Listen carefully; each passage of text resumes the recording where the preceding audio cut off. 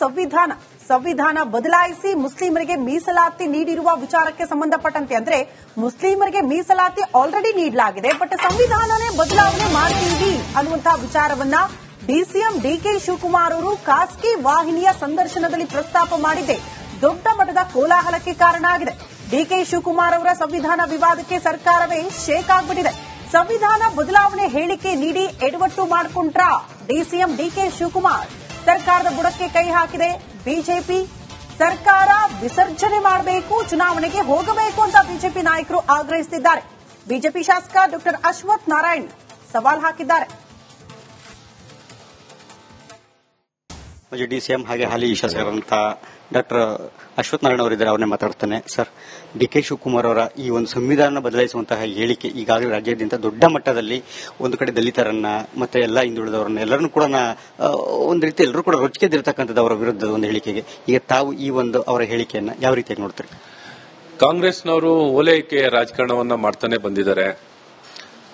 ಮೈ ಮರೆತು ಏನೊಂದು 4% ಮೀಸಲಾತಿ ಕೊಡ್ಲಿಕ್ಕೆ ಸಂವಿಧಾನವನ್ನೇ ಬದಲಾಯಿಸಿ ನಿಂತಿದ್ದಾರೆ.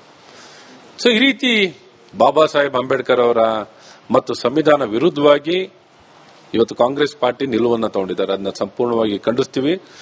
ಇಡೀ ಆ ಪಕ್ಷವನ್ನು ತಿರಸ್ಕಾರ ಮಾಡುವಂತದ್ದಾಗಬೇಕು, ತಕ್ಕ ಪಾಠ ಕಲಿಸುವಂತದ್ದಾಗಬೇಕು. ಏನೊಂದು ಈ ಮೀಸಲಾತಿಯನ್ನ ಧರ್ಮ ಆಧಾರಿತವಾಗಿ ಕೊಡಬೇಕು ಅಂತ ಮುಂದೆ ಬಂದಿರುವಂತದನ್ನ ತಕ್ಷಣ ಹಿಂದೆ ಪಡಿಬೇಕು ಮತ್ತು ಈ ಪ್ರಯತ್ನಗಳನ್ನು ಕೈಬಿಟ್ಟು ಕಾನೂನಿನ ಚೌಕಟ್ಟು ಮತ್ತು ಸಂವಿಧಾನದ ಚೌಕಟ್ಟಲ್ಲಿ ಕೆಲಸ ಮಾಡಬೇಕು. ಈ ಬದಲಾವಣೆ ಅನ್ನುವಂತ ಮಾತನ್ನ ಕೈಬಿಟ್ಟು ಈ ತಕ್ಷಣ ಈ ಸರ್ಕಾರ ಕಾಂಗ್ರೆಸ್ನವರು ಇಡೀ ದೇಶದ ಜನರ ಕ್ಷಮೆ ಯಾಚನೆ ಮಾಡಬೇಕು. ಒಟ್ಟಾರೆ ಇವರೆಲ್ಲ ಪ್ರಯತ್ನಗಳನ್ನ ಸಂಪೂರ್ಣವಾಗಿ ಖಂಡಿಸ್ತೀವಿ ಅಂತ ಹೇಳಕ್ ಇಷ್ಟಪಡ್ತೀನಿ. ಹಿಂದೆ ನಿಮ್ಮ ಪಕ್ಷದಲ್ಲೇ ಅನಂತಕುಮಾರ್ ಹೆಗಡೆ ಮಾಜಿ ಸಂಸದರು ಅವರು ಮಾತಿದ್ರೆ ಒಂದು ಹೇಳಿಕೆಯನ್ನ ಕೊಡ್ತಾ ಇದ್ರು, ಸಂವಿಧಾನ ಬದಲಾಯಿಸುತ್ತೇವೆ ಅಂತಕ್ಕಂಥ ಒಂದು ಹೇಳಿಕೆಯನ್ನ ಕೊಡ್ತಾ ಇದ್ರು. ಅವರ ಒಂದು ಹೇಳಿಕೆಗೆ ಇದೀಗ ಡಿಕೆ ಶಿವಕುಮಾರ್ ಅವರು ಎಲ್ಲ ಒಂದು ಕಡೆ ಎರಡೂ ಕೂಡ ತಾಳೆಯಾಗುವಂತದ್ದು. ಇವತ್ತು ಕಾಂಗ್ರೆಸ್ನಲ್ಲಿರ್ತಕ್ಕಂಥ ಡಿಕೆ ಶಿವಕುಮಾರ್ ಈ ಒಂದು ಹೇಳಿಕೆಯನ್ನು ಕೊಡ್ತಿದ್ದಾರೆ. ಅವತ್ತು ಅನಂತಕುಮಾರ್ ಹೆಗಡೆ ಅವರನ್ನ ಖಂಡಿಸ್ತಿದ್ದಂತ ಡಿಕೆ ಶಿವಕುಮಾರ್ ಅವರು ಇವತ್ತು ಆ ಒಂದು ಹೇಳಿಕೆ ಆ ಒಂದು ವಿರೋಧ ಮಾಡ್ತಿದ್ದು ಇವತ್ತು ಅವರಿಗೆ ಮುಳುವಾಗಿರತಕ್ಕಂಥದ್ದು. ಇದನ್ನ ನೋಡೋದಾದ್ರೆ ತಾವು ಒಟ್ಟಾರೆ ಡಿಕೆ ಶಿವಕುಮಾರ್ ಅವರು ಕಾಂಗ್ರೆಸ್ ಪಾರ್ಟಿಯವರು, ಸಿದ್ದರಾಮಯ್ಯನವರಾಗಿರ್ಲಿ, ಮಲ್ಲಿಕಾರ್ಜುನ್, ಇವರೆಲ್ಲರೂ ಇದೇ ಆಲೋಚನೆಯಲ್ಲಿರೋದು. ರಾಹುಲ್ ಗಾಂಧಿಯಿಂದ ಹಿಡಿದು ಒಟ್ಟಾರೆ ಅಲ್ಪಸಂಖ್ಯಾತರ ಓಲೈಕೆ, ಒಬ್ಬೊಬ್ಬರಿಗೂ ಒಂದೊಂದು ಕಾನೂನು ಇದೆ ಇವ್ರ ಹತ್ರ. ಸಿದ್ದರಾಮಯ್ಯನವರು ಸ್ಪಷ್ಟತೆ ಕೊಡಬೇಕು, ಅದರಿಬ್ರು ಇಡೀ ಸರ್ಕಾರ ರಾಜೀನಾಮೆ ಕೊಟ್ಟು ಹೋಗಬೇಕು ಅನ್ನೋಂಥ ನಮ್ಮ ಒತ್ತಾಯ. ಇಡೀ ಸರ್ಕಾರವೇ ರಾಜೀನಾಮೆಯನ್ನ ಕೊಟ್ಟು ಚುನಾವಣೆಗೆ ಹೋಗಬೇಕು ಅಂತಕ್ಕಂಥ ಮಾತನ್ನ ನೇರವಾಗಿ ಹೇಳಿರ್ತಕ್ಕಂಥ ನೋಡೋಣ. ಮುಂದಿನ ದಿನಗಳಲ್ಲಿ ಡಿಕೆ ಶಿವಕುಮಾರ್ ಅವರ ಈ ಒಂದು ಸಂವಿಧಾನ ಬದಲಿಸುವಂತಹ ಹೇಳಿಕೆ ಯಾವೆಲ್ಲ ತಿರುವುಗಳನ್ನು ಪಡ್ಕೊಳ್ಳುತ್ತೆ ಮತ್ತೆ ಸರ್ಕಾರದ ಮೇಲೆ ಯಾವೆಲ್ಲ ಪರಿಣಾಮಗಳು ಆಗತ್ತೆ ಅನ್ನೋದನ್ನ ಕ್ಯಾಮರಾ ಪರ್ಸನ್ ಮಧು ಜೊತೆ ಸುರೇಶ್, ರಿಪಬ್ಲಿಕ್ ಕನ್ನಡ, ಬೆಂಗಳೂರು. ಸಂವಿಧಾನ ಬದಲಾಯಿಸಿ ಮುಸ್ಲಿಮರಿಗೆ ಮೀಸಲಾತಿ ನೀಡಿರುವ ವಿಚಾರಕ್ಕೆ ಸಂಬಂಧಪಟ್ಟಂತೆ ಅಂದ್ರೆ ಮುಸ್ಲಿಮರಿಗೆ ಮೀಸಲಾತಿ ಆಲ್ರೆಡಿ ನೀಡಲಾಗಿದೆ, ಬಟ್ ಸಂವಿಧಾನನೇ ಬದಲಾವಣೆ ಮಾಡ್ತೀವಿ ಅನ್ನುವಂತಹ ವಿಚಾರವನ್ನ ಡಿಸಿಎಂ ಡಿಕೆ ಶಿವಕುಮಾರ್ ಅವರು ಖಾಸಗಿ ವಾಹಿನಿಯ ಸಂದರ್ಶನದಲ್ಲಿ ಪ್ರಸ್ತಾಪ ಮಾಡಿದ್ದೆ ದೊಡ್ಡ ಮಟ್ಟದ ಕೋಲಾಹಲಕ್ಕೆ ಕಾರಣ ಆಗಿದೆ. ಡಿಕೆ ಶಿವಕುಮಾರ್ ಅವರ ಸಂವಿಧಾನ ವಿವಾದಕ್ಕೆ ಸರ್ಕಾರವೇ ಶೇಕ್ ಆಗ್ಬಿಟ್ಟಿದೆ. ಸಂವಿಧಾನ ಬದಲಾವಣೆ ಹೇಳಿಕೆ ನೀಡಿ ಎಡವಟ್ಟು ಮಾಡಿಕೊಂಡ್ರ ಡಿಸಿಎಂ ಡಿಕೆ ಶಿವಕುಮಾರ್. ಸರ್ಕಾರದ ಬುಡಕ್ಕೆ ಕೈ ಹಾಕಿದೆ ಬಿಜೆಪಿ. ಸರ್ಕಾರ ವಿಸರ್ಜನೆ ಮಾಡಬೇಕು, ಚುನಾವಣೆಗೆ ಹೋಗಬೇಕು ಅಂತ ಬಿಜೆಪಿ ನಾಯಕರು ಆಗ್ರಹಿಸುತ್ತಿದ್ದಾರೆ. ಬಿಜೆಪಿ ಶಾಸಕ ಡಾ ಅಶ್ವಥ್ ನಾರಾಯಣ್ ಸವಾಲ್ ಹಾಕಿದ್ದಾರೆ. ಮಾಜಿ ಡಿಸಿಎಂ ಹಾಗೆ ಹಾಲಿ ಶಾಸಕರಂತ ಡಾಕ್ಟರ್ ಅಶ್ವಥ್ ನಾರಾಯಣ್ ಅವರಿದ್ದಾರೆ, ಅವರನ್ನೇ ಮಾತಾಡ್ತಾನೆ. ಸರ್, ಡಿಕೆ ಶಿವಕುಮಾರ್ ಅವರ ಈ ಒಂದು ಸಂವಿಧಾನ ಬದಲಾಯಿಸುವಂತಹ ಹೇಳಿಕೆ ಈಗಾಗಲೇ ರಾಜ್ಯಾದ್ಯಂತ ದೊಡ್ಡ ಮಟ್ಟದಲ್ಲಿ ಒಂದು ಕಡೆ ದಲಿತರನ್ನ ಮತ್ತೆ ಎಲ್ಲ ಹಿಂದುಳಿದವರನ್ನ ಎಲ್ಲರನ್ನೂ ಕೂಡ ಒಂದು ರೀತಿ ಎಲ್ಲರೂ ಕೂಡ ರೊಚ್ಚಿಗೆದ್ದಿರ್ತಕ್ಕಂಥದ್ದು ಅವರ ವಿರುದ್ಧದ ಒಂದು ಹೇಳಿಕೆಗೆ. ಈಗ ತಾವು ಈ ಒಂದು ಅವರ ಹೇಳಿಕೆಯನ್ನ ಯಾವ ರೀತಿಯಾಗಿ ನೋಡ್ತೀರಿ? ಕಾಂಗ್ರೆಸ್ನವರು ಓಲೈಕೆ ರಾಜಕಾರಣವನ್ನ ಮಾಡ್ತಾನೆ ಬಂದಿದ್ದಾರೆ. ಮೈ ಮರೆತು ಏನೊಂದು 4% ಮೀಸಲಾತಿ ಕೊಡ್ಲಿಕ್ಕೆ ಸಂವಿಧಾನವನ್ನೇ ಬದಲಾಯಿಸಿ ನಿಂತಿದ್ದಾರೆ. ಸೊ ಈ ರೀತಿ ಬಾಬಾ ಸಾಹೇಬ್ ಅಂಬೇಡ್ಕರ್ ಅವರ ಮತ್ತು ಸಂವಿಧಾನ ವಿರುದ್ಧವಾಗಿ ಇವತ್ತು ಕಾಂಗ್ರೆಸ್ ಪಾರ್ಟಿ ನಿಲುವನ್ನು ತಗೊಂಡಿದ್ದಾರೆ. ಅದನ್ನ ಸಂಪೂರ್ಣವಾಗಿ ಖಂಡಿಸ್ತೀವಿ. ಇಡೀ ಆ ಪಕ್ಷವನ್ನು ತಿರಸ್ಕಾರ ಮಾಡುವಂತದ್ದಾಗಬೇಕು, ತಕ್ಕ ಪಾಠ ಕಲಿಸುವಂತದ್ದಾಗಬೇಕು. ಏನೊಂದು ಈ ಮೀಸಲಾತಿಯನ್ನ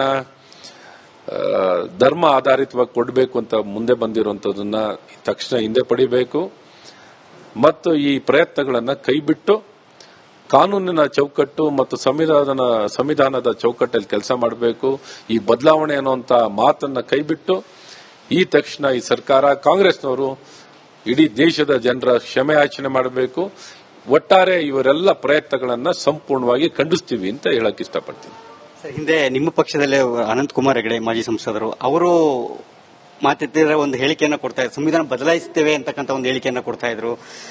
ಅವರ ಒಂದು ಹೇಳಿಕೆಗೆ ಇದೀಗ ಡಿ ಕೆ ಶಿವಕುಮಾರ್ ಅವರು ಎಲ್ಲೋ ಒಂದು ಕಡೆ ಎರಡೂ ಕೂಡ ತಾಳೆ ಆಗುವಂತದ್ದು. ಇವತ್ತು ಕಾಂಗ್ರೆಸ್ ಡಿ ಕೆ ಶಿವಕುಮಾರ್ ಈ ಒಂದು ಹೇಳಿಕೆಯನ್ನು ಕೊಡ್ತಿದ್ದಾರೆ. ಅವತ್ತು ಅನಂತಕುಮಾರ್ ಹೆಗಡೆ ಅವರನ್ನ ಖಂಡಿಸಿದ್ದಂತ ಡಿ ಕೆ ಶಿವಕುಮಾರ್ ಅವರು ಇವತ್ತು ಆ ಒಂದು ಹೇಳಿಕೆ, ಆ ಒಂದು ವಿರೋಧ ಮಾಡ್ತಿದ್ದು ಇವತ್ತು ಅವರಿಗೆ ಮುಳುವಾಗಿರ್ತಕ್ಕಂಥದ್ದು.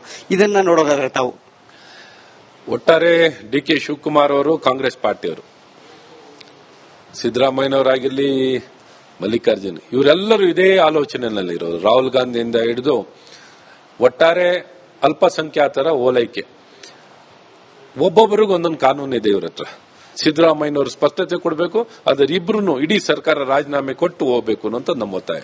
ಇಡೀ ಸರ್ಕಾರವೇ ರಾಜೀನಾಮೆಯನ್ನ ಕೊಟ್ಟು ಚುನಾವಣೆಗೆ ಹೋಗಬೇಕು ಅಂತಕ್ಕಂಥ ಮಾತನ್ನ ನೇರವಾಗಿ ಹೇಳಿರ್ತಕ್ಕಂಥ ನೋಡೋಣ. ಮುಂದಿನ ದಿನಗಳಲ್ಲಿ ಡಿ ಕೆ ಶಿವಕುಮಾರ್ ಅವರ ಈ ಒಂದು ಸಂವಿಧಾನ ಬದಲಿಸುವಂತಹ ಹೇಳಿಕೆ ಯಾವೆಲ್ಲ ತಿರುವುಗಳನ್ನ ಪಡ್ಕೊಳ್ಳುತ್ತೆ ಮತ್ತೆ ಸರ್ಕಾರದ ಮೇಲೆ ಯಾವೆಲ್ಲ ಪರಿಣಾಮಗಳು ಆಗತ್ತೆ ಅನ್ನೋದನ್ನ ಕ್ಯಾಮರಾ ಪರ್ಸನ್ ಮಧು ಜೊತೆ ಸುರೇಶ್, ರಿಪಬ್ಲಿಕ್ ಕನ್ನಡ, ಬೆಂಗಳೂರು. ಸಂವಿಧಾನ ಬದಲಾಯಿಸಿ ಮುಸ್ಲಿಮರಿಗೆ ಮೀಸಲಾತಿ ನೀಡಿರುವ ವಿಚಾರಕ್ಕೆ ಸಂಬಂಧಪಟ್ಟಂತೆ ಅಂದ್ರೆ ಮುಸ್ಲಿಮರಿಗೆ ಮೀಸಲಾತಿ ಆಲ್ರೆಡಿ ನೀಡಲಾಗಿದೆ, ಬಟ್ ಸಂವಿಧಾನನೇ ಬದಲಾವಣೆ ಮಾಡ್ತೀವಿ ಅನ್ನುವಂತಹ ವಿಚಾರವನ್ನ ಡಿಸಿಎಂ ಡಿಕೆ ಶಿವಕುಮಾರ್ ಅವರು ಖಾಸಗಿ ವಾಹಿನಿಯ ಸಂದರ್ಶನದಲ್ಲಿ ಪ್ರಸ್ತಾಪ ಮಾಡಿದೆ ದೊಡ್ಡ ಮಟ್ಟದ ಕೋಲಾಹಲಕ್ಕೆ ಕಾರಣ ಆಗಿದೆ. ಡಿಕೆ ಶಿವಕುಮಾರ್ ಅವರ ಸಂವಿಧಾನ ವಿವಾದಕ್ಕೆ ಸರ್ಕಾರವೇ ಶೇಕ್ ಆಗ್ಬಿಟ್ಟಿದೆ. ಸಂವಿಧಾನ ಬದಲಾವಣೆ ಹೇಳಿಕೆ ನೀಡಿ ಎಡವಟ್ಟು ಮಾಡಿಕೊಂಡ್ರ ಡಿಸಿಎಂ ಡಿಕೆ ಶಿವಕುಮಾರ್ ಸರ್ಕಾರದ ಬುಡಕ್ಕೆ ಕೈ ಹಾಕಿದೆ ಬಿಜೆಪಿ. ಸರ್ಕಾರ ವಿಸರ್ಜನೆ ಮಾಡಬೇಕು, ಚುನಾವಣೆಗೆ ಹೋಗಬೇಕು ಅಂತ ಬಿಜೆಪಿ ನಾಯಕರು ಆಗ್ರಹಿಸುತ್ತಿದ್ದಾರೆ. ಬಿಜೆಪಿ ಶಾಸಕ ಡಾ ಅಶ್ವಥ್ ನಾರಾಯಣ್ ಸವಾಲ್ ಹಾಕಿದ್ದಾರೆ. ಡಿಸಿಎಂ ಹಾಗೆ ಹಾಲಿ ಶಾಸಕರಂತ ಡಾಕ್ಟರ್ ಅಶ್ವಥ್ ನಾರಾಯಣ ಅವರಿದ್ದಾರೆ, ಅವರನ್ನೇ ಮಾತಾಡ್ತಾನೆ. ಸರ್, ಡಿ ಕೆ ಶಿವಕುಮಾರ್ ಅವರ ಈ ಒಂದು ಸಂವಿಧಾನ ಬದಲಾಯಿಸುವಂತಹ ಹೇಳಿಕೆ ಈಗಾಗಲೇ ರಾಜ್ಯಾದ್ಯಂತ ದೊಡ್ಡ ಮಟ್ಟದಲ್ಲಿ ಒಂದು ಕಡೆ ದಲಿತರನ್ನ ಮತ್ತೆ ಎಲ್ಲ ಹಿಂದುಳಿದವರನ್ನ ಎಲ್ಲರನ್ನೂ ಕೂಡ ಒಂದು ರೀತಿ ಎಲ್ಲರೂ ಕೂಡ ರೊಚ್ಚಿಗೆದ್ದಿರತಕ್ಕಂಥದ್ದು ಅವರ ವಿರುದ್ಧದ ಒಂದು ಹೇಳಿಕೆಗೆ. ಈಗ ತಾವು ಈ ಒಂದು ಅವರ ಹೇಳಿಕೆಯನ್ನ ಯಾವ ರೀತಿಯಾಗಿ ನೋಡ್ತಾರೆ? ಕಾಂಗ್ರೆಸ್ನವರು ಓಲೈಕೆಯ ರಾಜಕಾರಣವನ್ನ ಮಾಡ್ತಾನೆ ಬಂದಿದ್ದಾರೆ.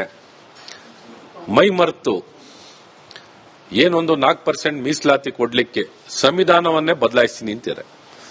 ಸೊ ಈ ರೀತಿ ಬಾಬಾ ಸಾಹೇಬ್ ಅಂಬೇಡ್ಕರ್ ಅವರ ಮತ್ತು ಸಂವಿಧಾನ ವಿರುದ್ಧವಾಗಿ ಇವತ್ತು ಕಾಂಗ್ರೆಸ್ ಪಾರ್ಟಿ ನಿಲುವನ್ನು ತಗೊಂಡಿದ್ದಾರೆ. ಅದನ್ನ ಸಂಪೂರ್ಣವಾಗಿ ಖಂಡಿಸ್ತೀವಿ.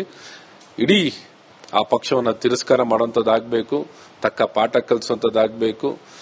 ಏನೊಂದು ಈ ಮೀಸಲಾತಿಯನ್ನ ಧರ್ಮ ಆಧಾರಿತವಾಗಿ ಕೊಡಬೇಕು ಅಂತ ಮುಂದೆ ಬಂದಿರುವಂತದನ್ನ ತಕ್ಷಣ ಹಿಂದೆ ಪಡಿಬೇಕು ಮತ್ತು ಈ ಪ್ರಯತ್ನಗಳನ್ನ ಕೈಬಿಟ್ಟು ಕಾನೂನಿನ ಚೌಕಟ್ಟು ಮತ್ತು ಸಂವಿಧಾನದ ಚೌಕಟ್ಟಲ್ಲಿ ಕೆಲಸ ಮಾಡಬೇಕು. ಈ ಬದಲಾವಣೆ ಅನ್ನುವಂತ ಮಾತನ್ನ ಕೈಬಿಟ್ಟು ಈ ತಕ್ಷಣ ಈ ಸರ್ಕಾರ ಕಾಂಗ್ರೆಸ್ನವರು ಇಡೀ ದೇಶದ ಜನರ ಕ್ಷಮೆ ಯಾಚನೆ ಮಾಡಬೇಕು. ಒಟ್ಟಾರೆ ಇವರೆಲ್ಲ ಪ್ರಯತ್ನಗಳನ್ನ ಸಂಪೂರ್ಣವಾಗಿ ಖಂಡಿಸ್ತೀವಿ ಅಂತ ಹೇಳಕ್ ಇಷ್ಟಪಡ್ತೀನಿ. ಹಿಂದೆ ನಿಮ್ಮ ಪಕ್ಷದಲ್ಲೇ ಅನಂತಕುಮಾರ್ ಹೆಗಡೆ ಮಾಜಿ ಸಂಸದರು ಅವರು ಮಾತಿದ್ರೆ ಒಂದು ಹೇಳಿಕೆಯನ್ನ ಕೊಡ್ತಾ ಇದ್ರು, ಸಂವಿಧಾನ ಬದಲಾಯಿಸುತ್ತೇವೆ ಅಂತಕ್ಕಂಥ ಒಂದು ಹೇಳಿಕೆಯನ್ನ ಕೊಡ್ತಾ ಇದ್ರು. ಅವರ ಒಂದು ಹೇಳಿಕೆಗೆ ಇದೀಗ ಡಿ ಕೆ ಶಿವಕುಮಾರ್ ಅವರು ಎಲ್ಲೋ ಒಂದು ಕಡೆ ಎರಡೂ ಕೂಡ ತಾಳೆ ಆಗುವಂತದ್ದು. ಇವತ್ತು ಕಾಂಗ್ರೆಸ್ ಡಿ ಕೆ ಶಿವಕುಮಾರ್ ಈ ಒಂದು ಹೇಳಿಕೆಯನ್ನು ಕೊಡ್ತಿದ್ದಾರೆ. ಅವತ್ತು ಅನಂತಕುಮಾರ್ ಹೆಗಡೆ ಅವರನ್ನ ಖಂಡಿಸಿದ್ದಂತ ಡಿ ಕೆ ಶಿವಕುಮಾರ್ ಅವರು ಇವತ್ತು ಆ ಒಂದು ಹೇಳಿಕೆ, ಆ ಒಂದು ವಿರೋಧ ಮಾಡ್ತಿದ್ದು ಇವತ್ತು ಅವರಿಗೆ ಮುಳುವಾಗಿರ್ತಕ್ಕಂಥದ್ದು. ಇದನ್ನ ನೋಡೋದಾದ್ರೆ ತಾವು ಒಟ್ಟಾರೆ ಡಿ ಕೆ ಶಿವಕುಮಾರ್ ಅವರು ಕಾಂಗ್ರೆಸ್ ಪಾರ್ಟಿಯವರು, ಸಿದ್ದರಾಮಯ್ಯನವರಾಗಿರ್ಲಿ, ಮಲ್ಲಿಕಾರ್ಜುನ್, ಇವರೆಲ್ಲರೂ ಇದೇ ಆಲೋಚನೆಯಲ್ಲಿರೋರು. ರಾಹುಲ್ ಗಾಂಧಿಯಿಂದ ಹಿಡಿದು ಒಟ್ಟಾರೆ ಅಲ್ಪಸಂಖ್ಯಾತರ ಓಲೈಕೆ, ಒಬ್ಬೊಬ್ಬರಿಗೂ ಒಂದೊಂದು ಕಾನೂನು ಇದೆ ಇವ್ರ ಹತ್ರ. ಸಿದ್ದರಾಮಯ್ಯನವರು ಸ್ಪಷ್ಟತೆ ಕೊಡಬೇಕು, ಅದರಿಬ್ರು ಇಡೀ ಸರ್ಕಾರ ರಾಜೀನಾಮೆ ಕೊಟ್ಟು ಹೋಗಬೇಕು ಅನ್ನೋಂಥ ನಮ್ಮ ಒತ್ತಾಯ. ಇಡೀ ಸರ್ಕಾರವೇ ರಾಜೀನಾಮೆಯನ್ನ ಕೊಟ್ಟು ಚುನಾವಣೆಗೆ ಹೋಗಬೇಕು ಅಂತಕ್ಕಂಥ ಮಾತನ್ನ ನೇರವಾಗಿ ಹೇಳಿರ್ತಕ್ಕಂಥ ನೋಡೋಣ. ಮುಂದಿನ ದಿನಗಳಲ್ಲಿ ಡಿ ಕೆ ಶಿವಕುಮಾರ್ ಅವರ ಈ ಒಂದು ಸಂವಿಧಾನ ಬದಲಿಸುವಂತಹ ಹೇಳಿಕೆ ಯಾವೆಲ್ಲ ತಿರುವುಗಳನ್ನ ಪಡ್ಕೊಳ್ಳುತ್ತೆ ಮತ್ತೆ ಸರ್ಕಾರದ ಮೇಲೆ ಯಾವೆಲ್ಲ ಪರಿಣಾಮಗಳು ಆಗತ್ತೆ ಅನ್ನೋದನ್ನ ಕ್ಯಾಮರಾ ಪರ್ಸನ್ ಮಧು ಜೊತೆ ಸುರೇಶ್, ರಿಪಬ್ಲಿಕ್ ಕನ್ನಡ, ಬೆಂಗಳೂರು.